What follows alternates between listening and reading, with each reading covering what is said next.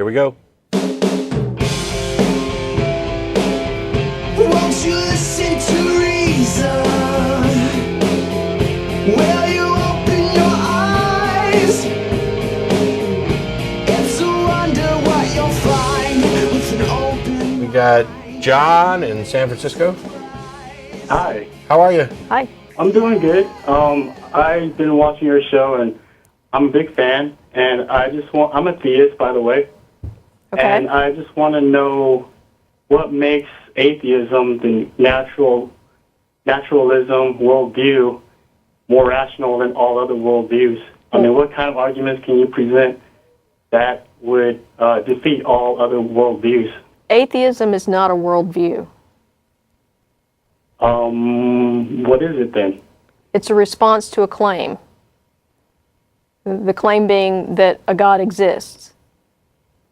But don't they view the universe as non-contingent? They view the world as certain way, particular way. They view evolution, science, everything a particular way. Nothing. There's no requirement for an atheist to believe any of those things. Naturalism is a worldview. Yes, naturalism. Yes, naturalism is. Yeah. But that's not the same thing as atheism. Actually, you could argue that in some cases atheism is the result of naturalism, and in other cases it's not. For example, you've got Buddhists, or the example we use a lot.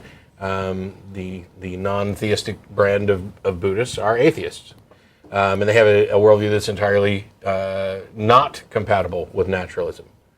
So, are you just calling to ask why naturalism is More rational than, say, monotheism or polytheism or Sure. pantheism? Sure. The reason naturalism is more rational than any of the theisms is that they make an extra claim in addition to nature, and it's a violation of Occam's razor, the sharp end of Occam's razor.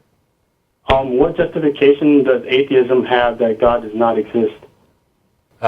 Atheism isn't the assertion that gods don't exist. My Atheism. understanding, atheism, by definition, is non-belief in a God. Correct. Yes. Correct. Denial of a God. Correct. Not necessarily denial. Well, I'll deny that the claims have been demonstrated. Yeah. Atheism is not the assertion that gods don't exist. It is the rejection of the claim that gods do exist as unsupported. God does not exist. I do not believe that any gods exist. Can I tell you that that's a positive claim to knowledge? And that No, it's not a positive No. claim to knowledge. I just said I do not believe that gods exist. In the same way that I say I do not believe that fairies exist. And I'm not required to demonstrate that they actually don't. The default position is that existence must be demonstrated.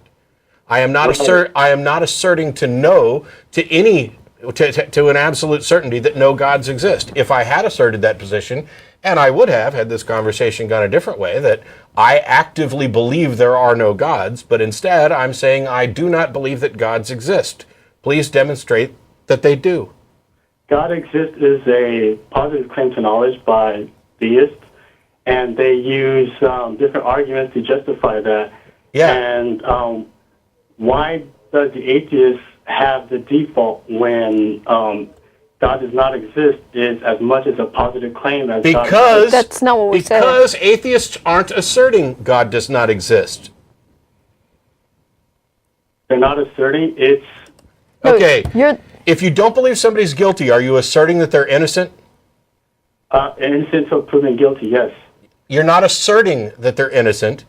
If you're on a jury, you vote not guilty. You don't vote innocent. You vote not guilty. Atheism is not guilty. Anti-theism would be an assertion of innocence. Wouldn't God exist and God not exist be a guilty or innocent verdict? Yes. And would we play an impartial juror in deciding? No, you're confusing the actual state of affairs with respect, with someone's actual belief about those affairs. In fact, either some God exists or no gods exist. Those are the only two possibilities. But what you believe about those is different. In actuality, either the defendant is guilty or the defendant is innocent. But that is the state of God exists, God doesn't exist, the defendant is guilty, the defendant is innocent. But what you believe about those is different. And until somebody demonstrates that the defendant is guilty, you are not justified in believing the defendant is guilty. You are in the position of rejecting this claim and voting not guilty, but that does not mean that you are convinced that the defendant is innocent. Likewise, what if the evidence comes back that the defendant is guilty? Well, in that case, then you say that you're a theist, so what evidence do you have that your beliefs are correct? I have the different arguments that are presented by philosophers. Those aren't evidence. Those aren't evidence. Those aren't evidence. Can you define evidence? It's wow. It's something that demonstrates that your claim is true. It's data. But in any case, every one of those. Hang on. There are arguments and evidence. Evidence supports arguments. Evidence becomes the premises of arguments that lead to conclusion. You're saying that you believe because of the classical philosophical arguments for the existence of God. None of those are logically valid and sound. Please present one that is.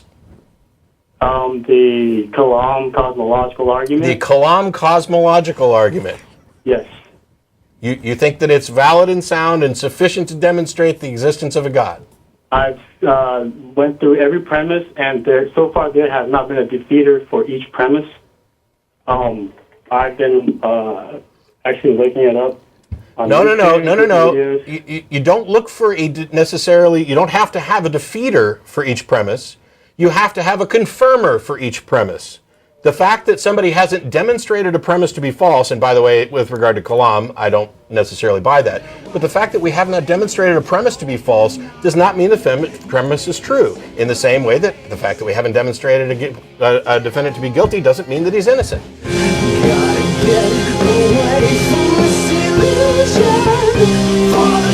The content of this video is produced by the Atheist Community of Austin, a nonprofit educational organization promoting positive atheism and the separation of church and state. If you enjoyed this content and are willing and able to provide a donation, please visit the website below.